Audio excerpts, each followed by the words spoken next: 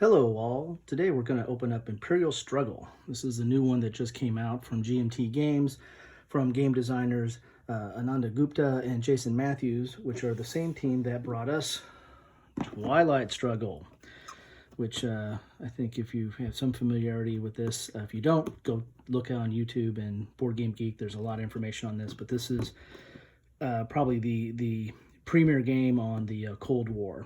And it's a two-player game. Great system, uses card-driven mechanisms where you have operation points and events that you choose with the cards. Imperial Struggle has the struggle in the name. It's a two-player game, but other than that, it's very different. It's probably the spiritual successor to Twilight Struggle. So let's take a look in the box and see what we get. Good thick box. GMT Games. This is something you don't normally see in GT games, is counter tray, which is good. Hope all the counters fit back in there. We get the rules of play, which are 20 pages long. Typical GMT quality, glossy, full color,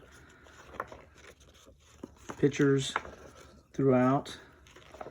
Not necessarily a lot, there's notes in there, play notes, but not a lot of examples of play because GMT typically has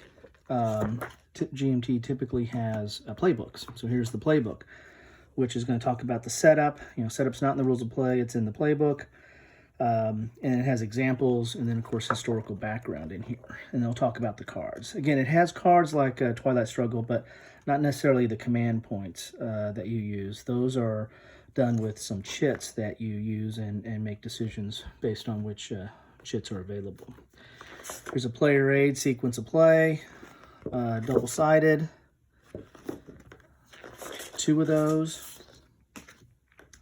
There's the way this game works out is there's several turns, and then there's intermittent with wars. You have the 7 Years' War, the War of Austrian Succession, the War of Spanish Succession, and the American War of Independence. So there's 4 wars that you're kind of building up to and trying to position yourself on the map to take advantage of the elements or that are on these different wars. Again, that's another thing that's a little bit different from the Twilight Struggle, which had, if you recall, had like scoring cards that were intermittent through the deck or dispersed through the deck.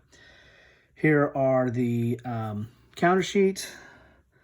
And I believe these are some of the actions that you get to pick. You have like a major action and a minor action.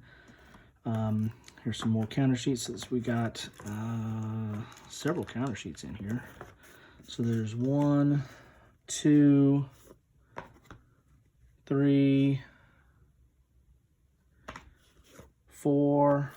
Looks like there are control markers there.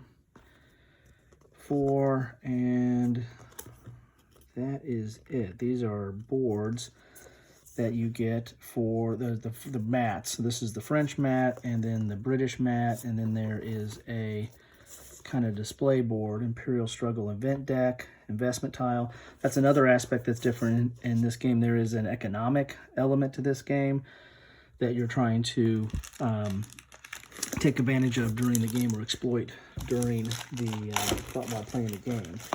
That has a mounted map. There's been kind of talk back and forth on whether this is a good thing or bad thing, as far as it's pretty busy. And at first blush, it might be something that's kind of hard to understand what's going on, but I think after you've read through the rules a little bit, you're going to understand what all these different features are. There's hexagon for forts, and there's again, there's economic areas, and there are colonies that you're exploiting as well, or countries. So lot of information here, but a good solid mounted map. And then you have your cards, which are a little bit different than in the original. In the Twilight Struggle, is that there's not command points. There are more event cards and guiding stuff through that way. So, new game that just came out. Excited to try to get this to the game table, and looking forward to it. So, hope this was helpful. Thanks.